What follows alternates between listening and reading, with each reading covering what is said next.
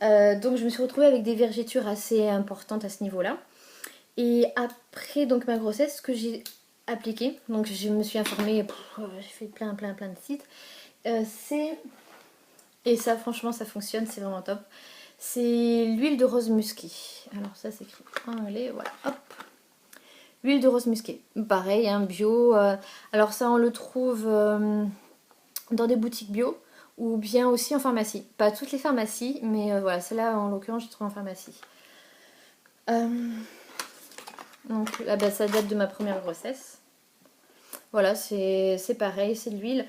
Par contre, qui est plus ou moins, qui est plus sèche que les autres.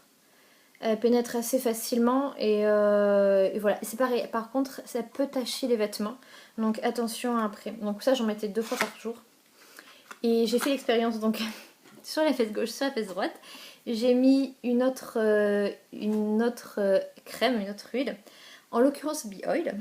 Parce que j'en ai entendu tellement de belles choses. J'ai dit, on va essayer aussi ça. Bee Oil et ça là, sur je crois 2-3 semaines. Bon, bah, j'ai vu la différence. Ça continue à s'estomper sur une des deux et sur l'autre ça a stagné ou peut-être ça a évolué mais alors pas grand chose. Donc tout de suite dès que j'ai vu la différence, bon j'ai repris sur l'autre aussi pour, euh, pour pas prendre trop de retard sur les marques de vergetures. Donc voilà, donc je me suis vraiment aperçue que c'était super bien. Et c'est bizarre parce que je n'entends pas souvent parler. Et pourtant voilà, c'est vraiment... je la trouve vraiment super efficace.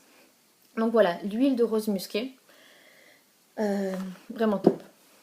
Donc voilà, donc là voilà, c'était vite fait pour introduire un petit peu la vidéo et cette expérience que je partageais avec vous. Donc voilà, le but de la vidéo, les vidéos que je vais faire, c'est vous montrer un peu mon corps, comment il évolue, les séquelles que va subir mon corps inévitablement suite à cette grossesse et voir après comment je vais réussir à peut-être reprendre le dessus et puis la perte de poids, la peau. C'est pareil, j'ai pas parlé de l'élasticité de la peau.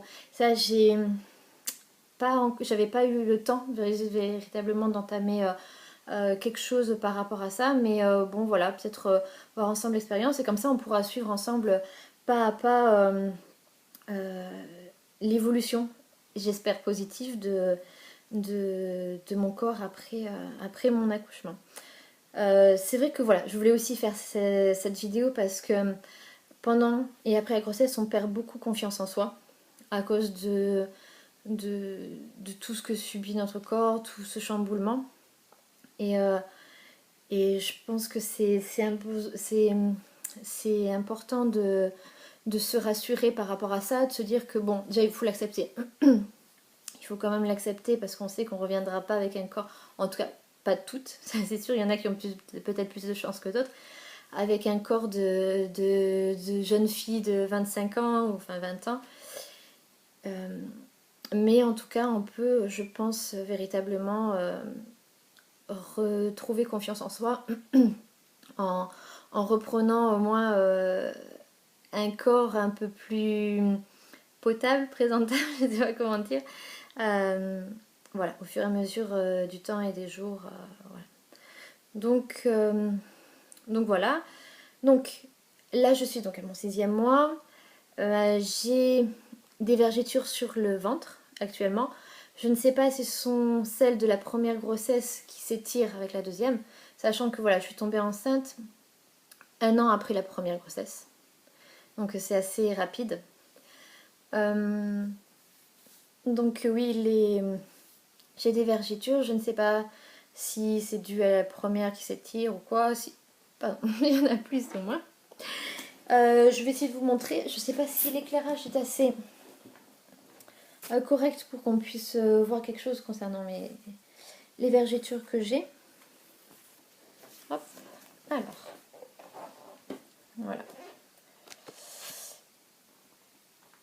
Donc, on en est là. Voilà, elles sont pas très marquées. Elles restent nacrées, un peu comme pour ma première grossesse. Elles sont pas rouges. Donc c'est vrai qu'on a du mal là à se faire une idée. Mais bon, voilà, en tout cas, ceci étant, j'ai des vergetures. Donc on va pouvoir voir après la grossesse, entre autres, comment je vais pouvoir les combattre, si ce qui a fonctionné ou pas. Après, au niveau du poids, euh, j'ai une super balance, elle est vraiment vraiment top, que j'avais déjà pour ma première grossesse, qui donne le poids, enfin elle s'est connectée au smartphone et aux tablettes, et j'ai comme ça je peux suivre ma courbe de poids. Bon, ça donne aussi la masse graisseuse, etc. Mais bon, ça actuellement c'est pas ce qui m'intéresse le plus, c'est plutôt la prise de poids. Je suis pas une pro poids à me peser constamment, enfin en tout cas avant à me peser tous les jours, etc. Mais c'est vrai que par contre pour ma grossesse c'était important, surtout après les remontrances de mon médecin, de suivre mon poids. Donc j'avais suivi plus ou moins régulièrement durant la première grossesse et après aussi la grossesse pour voir ma perte de poids. Et là c'est ce que je fais à nouveau avec ma seconde grossesse. Ce qui est donc bien parce que j'ai des éléments de comparaison à la même période entre la première et la deuxième grossesse. En l'occurrence, là je suis quasiment au même poids que pour ma première grossesse à la même période à 1 kilo près. Vraiment pas grand chose. Pourtant, je fais attention à ce que je mange, d'autant plus que c'est l'été et que je mange beaucoup de salade le soir. Bon, je mange toujours bien le midi, moins copieusement pourtant que la première grossesse, mais voilà, le soir. Donc on verra au final. Donc là actuellement je suis... Alors, kilos. J'ai pris... j'en ai calculé 13 kilos. Voilà, je suis déjà à 13 kilos à 6 mois. Donc, sachant qu'à la première grossesse, j'en étais à peu près, donc j'étais quasiment au même poids avec un kilo de plus. J'ai pris beaucoup, j'ai pris beaucoup les 2 derniers mois, donc ça me fait toujours un peu peur. On verra bien. Voilà, en tout cas là je suis déjà à 13 kilos. Voilà, donc ce qui en est pour cette première vidéo. Ce que je ferai, c'est que au fur et à mesure que je ferai des vidéos, comme ça risque d'être un petit peu vide sinon, ce que je dirais à l'intérieur, parce que mis à part faire un point de situation sur mon poids, peut-être les vergetures, ce genre de choses, j'aurais pas grand chose à dire. Ce que je peux faire, c'est par contre partager avec vous mes expériences, tous mes petits trucs et astuces que j'ai trouvés par moi-même, que j'ai pas forcément trouvé justement sur internet, sur ce qui m'a aidé, ce qui a changé ma vie pendant la grossesse, après la grossesse, etc. C'est toujours intéressant de partager ce genre de choses. Bah là, avant de finir cette vidéo, qu'est-ce que je peux dire? Juste voilà, pour les grossesses, au niveau de la peau, sinon. Au niveau de la peau du visage, bon là c'est l'été, donc je reste vraiment assez naturelle.